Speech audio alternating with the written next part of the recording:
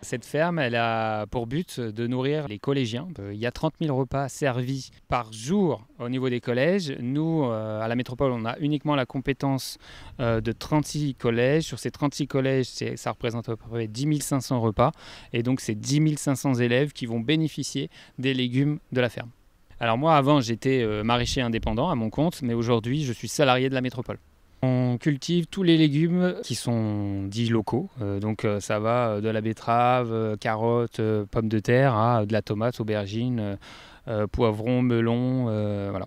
Sur cette ferme, tout est bio et on va même au-delà du bio. Mais ce qu'on utilise pour fertiliser, c'est principalement de la matière organique d'abord, pour pouvoir avoir créé tout un réseau au sous-sol pour pouvoir stocker la fertilisation, et on met un peu de fertilisation.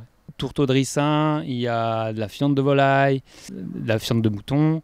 Vous avez parlé de sorgho. Le sorgho, c'est une plante africaine qui ressemble un peu à du maïs d'ailleurs, mais par contre, elle résiste énormément à la sécheresse. On a planté du sorgho juste avant la première canicule de juillet. Elle a subi donc ces 2 canicules sans être arrosée une seule fois, et ça nous permet donc d'enrichir la terre sans importer de la matière organique type compost. Et donc ça fait le même travail qu'un compost classique.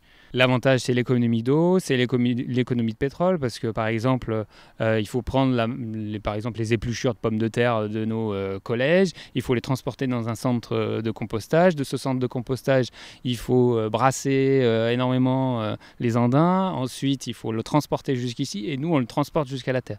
Donc c'est beaucoup de temps, d'argent et de pétrole brûlé pour un effet, c'est certes, mais au moins le sorgho, moi j'ai juste à le semer et le compost se fait tout seul.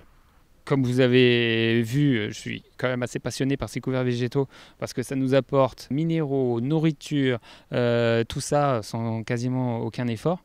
Et donc je m'attache beaucoup à utiliser justement la synergie entre le couvert végétal et la culture, parce qu'on a aussi un bilan économique à sortir à la fin.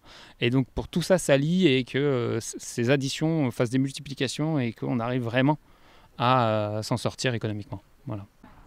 Quel est l'apport de la CNR dans ce projet ? La CNR est cofinanceur de ce projet, le seul cofinanceur externe de la métropole, et nous apportons 355 000 € sur 4 ans pour accompagner ce projet d'envergure qui concerne l'agriculture. D'habitude, c'est les voies navigables. Là, il n'y a pas de bateau. Qu'est-ce que vous faites là, en fait ? Nous avons 3 missions. La première mission, connue de tout le monde, c'est la production hydroélectrique sur le Rhône.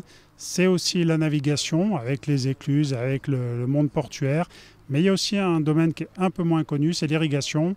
Et on a toute une fonction, tout un métier d'irrigation tout le long du Rhône, depuis la Suisse jusqu'à la Méditerranée. Ce projet, pour nous, fait partie de ce domaine agricole.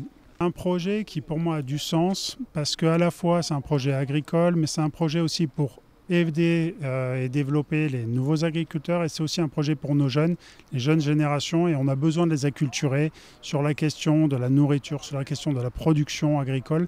Et donc c'est un projet qui a l'ensemble du scope et qui nous paraît intéressant justement d'accompagner, parce que ce n'est pas juste qu'un projet agricole.